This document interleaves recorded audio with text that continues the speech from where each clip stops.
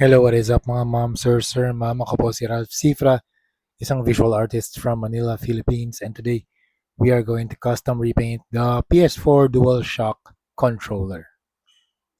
Shoutout nga pala kay Sir Nazi PC Games sa 4C Don Jose Cubao, yan, Quezon City, Philippines.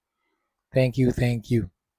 Yan, so gagamitan natin siya ng glue gun para makapaglagay tayo ng mga textures. Pero bago natin gawin yun, lalagay muna tayo ng mga blue tack para ma-mask yung speakers, yung logo ng PlayStation, and yung mga buttons, and yung mga ports ng charging, yung mga charging ports para hindi malagyan ng primer. Tsaka hindi rin malagyan ng glue gun. Excuse me.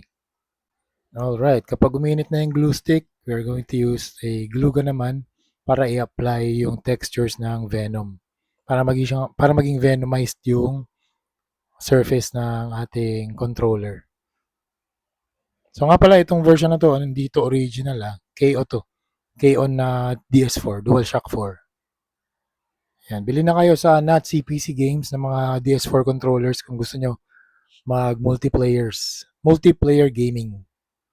Ngayon, nilalaro ko Resident Evil 3, tapos Hades. Yan yung mga favorite kong games ngayon. Hades 1 and Hades 2. Okay, after nyan, nag-spray na ako ng number 4 flat black for our primer. Recommended na gumamit ng primer para yung next na mga paints na i-apply natin, kakapit dun sa surface niya. Okay, first layer of paint, intense violet. So, ang mixture ko dito, siguro mga 80% paint, 20% water. Para lang mag-sip in yung ibang pigment dun sa crevices ng texture. Okay, yan yung status niya after the first layer. Ngayon, yung second layer is cobalt blue. So, ang technique na ginagawa natin dito, nag-add tayo ng layers of paint using the darkest color to the lightest color.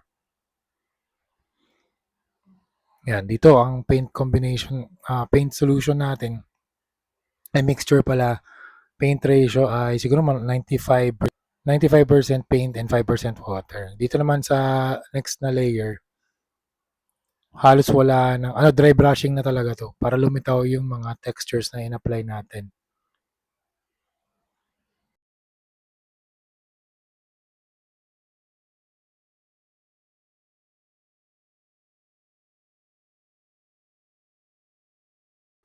And then, yung last patina blue, ito yung lightest color. Plus, nag-add pa ako ng white para maging siya, mas maging lighter or lumabas pa yung texture ng mga glue stick or ng mga glue gun.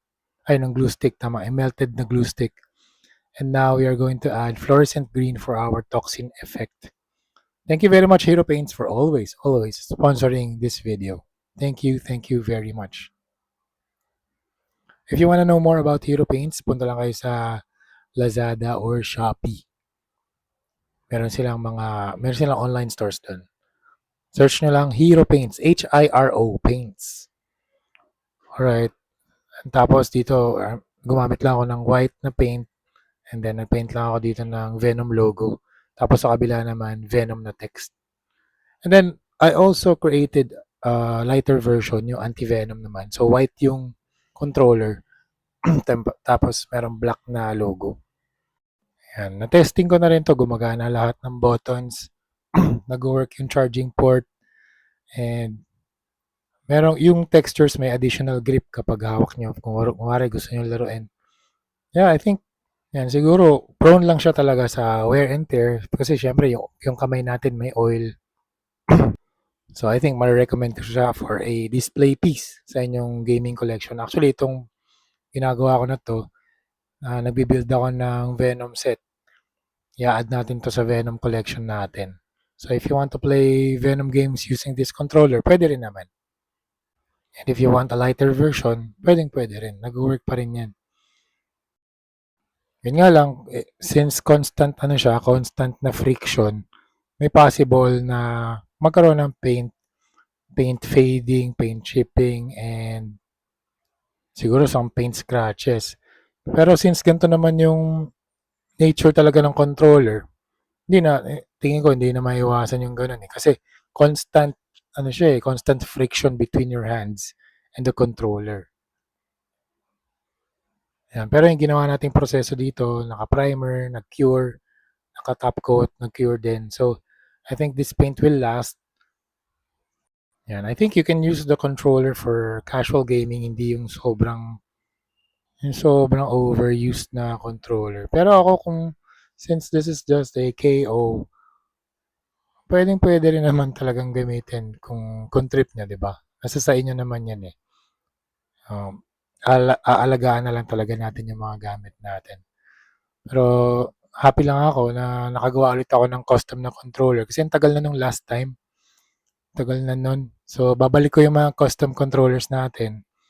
Add natin siya as isa pang way na pwede nating ibigay sa mga customers if they are interested sa mga custom PS4 controllers. Pwede ko siyang gawin for them. Pwede ko siyang gawin for the clients. So yun mga ma'am sir, that's it. Thank you very much for watching and see you sa next video. Bye-bye.